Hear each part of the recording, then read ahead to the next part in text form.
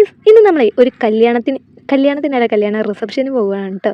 കല്യാണം 1-ാം തീയതി കഴിഞ്ഞിരുന്നു. ഇത് അതിൻ്റെ റിസപ്ഷൻ 3-ാം തീയതിയാണ് വെച്ചിട്ടുള്ളത്.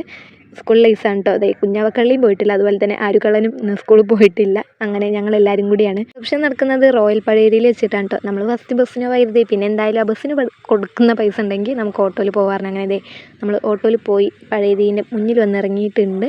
ഒന്നും നോക്കിയില്ല, നേരെ ഞങ്ങൾ ഉള്ളിലേക്ക് കയറാൻ നിൽക്കുമ്പോൾ അവിടെ വെൽക്കം ഡ്രിങ്ക് ഉണ്ടായിരുന്നു. ഗ്രേപ്പ് ജ്യൂസ് അതുപോലെ തന്നെ പൈനാപ്പിളും ആയിരുന്നു. ഞാനൊരു പൈനാപ്പിൾ ജ്യൂസൊക്കെ കുടിച്ച് ഞങ്ങളിതേ നേരെ ഉള്ളിലേക്ക് കയറി ഇരുന്നിട്ടുണ്ട്.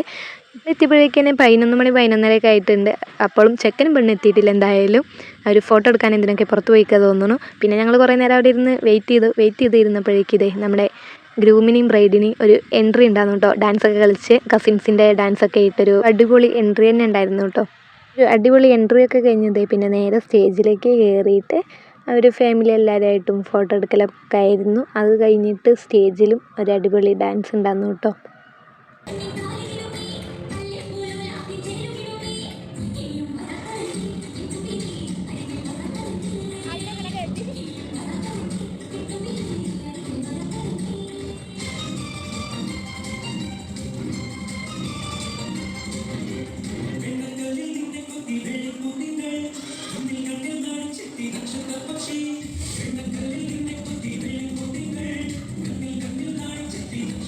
ഡാൻസൊക്കെ കഴിഞ്ഞപ്പോൾ നമ്മൾ നേരെ ഫുഡ് കഴിക്കാനാണ് കേട്ടോ വന്നിട്ടുണ്ടായിരുന്നത്. ഫുഡ് കഴിക്കാൻ വന്നപ്പോഴാണ് വെച്ചാലോ ഡാൻസ് കാണാനുള്ളതിനെക്കാട്ടിലും തിരക്കായിരുന്നു ഫുഡ് കഴിക്കുന്നിടത്ത്.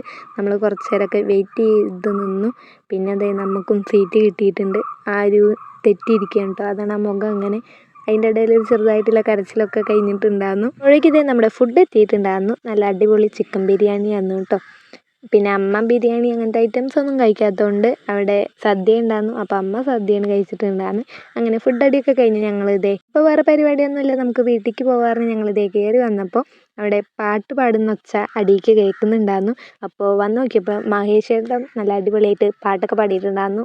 അതെല്ലാം കേട്ടിരുന്ന് പാട്ടും കഴിഞ്ഞതേ നമ്മൾ ഇറങ്ങിയിട്ടുണ്ട്, വീട്ടിലേക്ക് പോവാം. റോട്ടിലേക്ക് ഇറങ്ങിയത് നമുക്കിതേ പോകുമ്പോഴും ഒരു ഓട്ടോറിക്ഷ കിട്ടിയിട്ടുണ്ടായിരുന്നു. പിന്നെ അതിൽ തന്നെയാണ് നമ്മൾ വീട്ടിലേക്ക് പോയത്. പിന്നെ നമ്മൾ കടയിലും കൂടി ഒന്ന് നിർത്തിയിട്ടുണ്ടായിരുന്നു. പോകുമ്പോൾ തന്നെ ആരും ലേസ് വേണം പറഞ്ഞ് കരഞ്ഞതാണ്. അപ്പോൾ വരുമ്പോൾ വാങ്ങിത്തരാ പറഞ്ഞിട്ട് നമ്മൾ പിടിച്ച് നിർത്തിയതായിരുന്നു. അപ്പോൾ ആരും വാങ്ങാൻ ഇറങ്ങിയതാണെങ്കിലും ഞാനും 2 എടുത്തിട്ടുണ്ടായിരുന്നു കേട്ടോ. ഇന്നത്തെ വീഡിയോ ഇത്രയേ ഉള്ളൂ കേട്ടോ. നെക്സ്റ്റ് വീഡിയോയിൽ കാണാം. Okay, by.